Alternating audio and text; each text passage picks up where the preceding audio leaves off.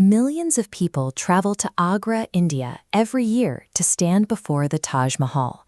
It is widely considered the pinnacle of Islamic art, a massive complex of white marble and red sandstone that dominates the skyline. The man who commissioned it was Shah Jahan, the fifth Mughal emperor. For 19 years, he ruled alongside his favorite wife and closest confidant, Mumtaz Mahal. She traveled with him on military campaigns and actively advised him on state affairs. In 1631, while accompanying the emperor on a military campaign in the Deccan region, Mumtaz Mahal died in a tent near the Tapti River. She had just given birth to their 14th child after a grueling 30-hour labor. Court historians recorded a severe emotional collapse in the emperor.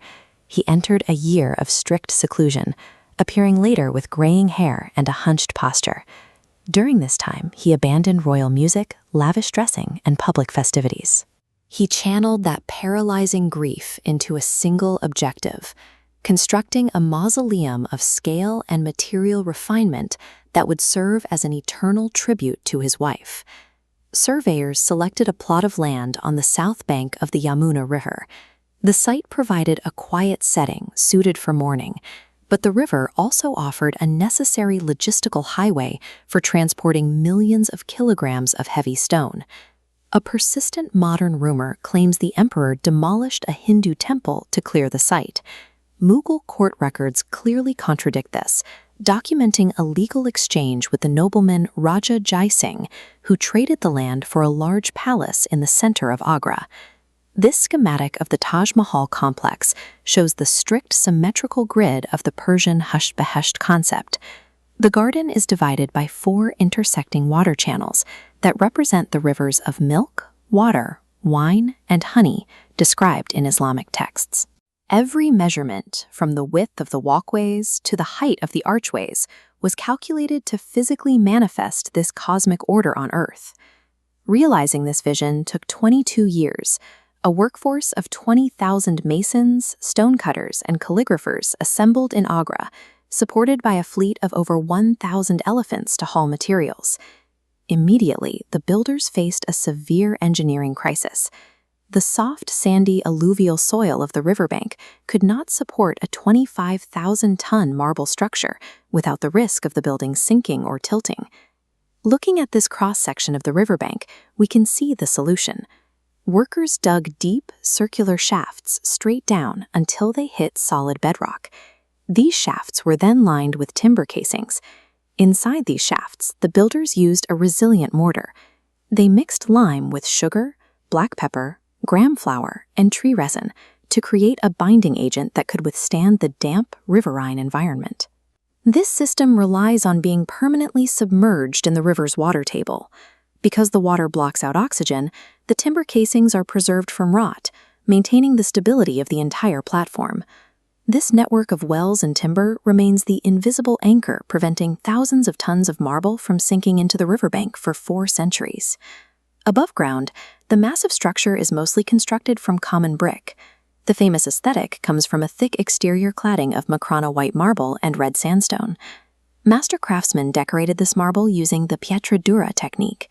They carved precise cavities into the white stone and inlaid intricate floral patterns using 28 types of semi-precious stones, including lapis lazuli from Afghanistan and jade from China. This architectural cross-section reveals that the iconic central onion dome is actually composed of 2 separate shells.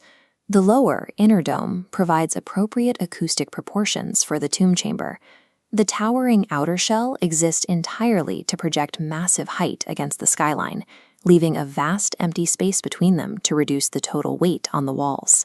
The architects applied similar visual tricks to the 4 surrounding minarets, building them with a deliberate, slight outward lean. From a distance, this tilt corrects an optical illusion, making the towers appear perfectly vertical. It also acts as a seismic failsafe. In a severe earthquake, the minarets are engineered to fall outward, away from the central tomb. These design choices demonstrate how the Taj Mahal's aesthetic perfection was achieved through calculated illusions and a sophisticated understanding of load distribution. The perfection of the monument has generated several legends. the most famous being that Shah Jahan ordered the hands of the artisans to be cut off so they could never build a rival structure. There is zero historical evidence to support this claim. Mughal records from the period are highly detailed, and none mention the mutilation of the workforce. The story likely developed in later centuries because observers struggled to comprehend how ordinary human hands could execute such a massive logistical and artistic feat using the tools of the 17th century. The Taj Mahal stands as a triumph of international human coordination, built by specialized guilds collaborating across empires. Finishing this complex required staggering financial resources. The final cost in 1653 was an estimated 32 million rupees, translating to over $800 million today.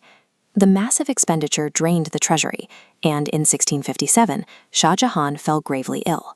His third son, Aurangzeb, used the opportunity to launch a ruthless coup, defeating his brothers and seizing control of the empire. Aurangzeb deposed his father and imprisoned him in the nearby Agra fort. For the final 8 years of his life, Shah Jahan was confined to his quarters, restricted to viewing his masterpiece through a distant window. When he died in 1666, his body was carried to the mausoleum.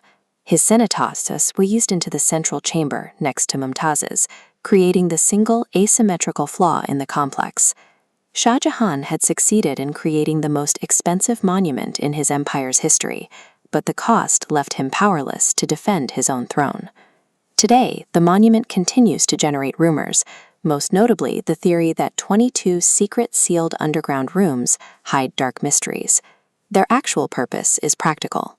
These chambers form an interconnected network of ventilation tunnels designed to distribute the building's immense weight and control the high humidity from the nearby river. The real threats to the monument are modern. Heavy industrial pollution and vehicle emissions in Agra have slowly turned the pristine white marble a dull yellow. To combat this, preservation authorities regularly apply multani mitti, a traditional clay treatment. The paste absorbs the chemical impurities and restores the stone's original color. But an even more urgent danger lies underground. The Yamuna River is slowly drying up. If the water table drops too low, the 400-year-old wooden foundations will be exposed to oxygen, inviting rot and potential structural failure. The Taj Mahal remains a masterwork of 17th century engineering and human grief. Yet this massive stone structure is incredibly delicate, and its survival now depends entirely on constant human vigilance.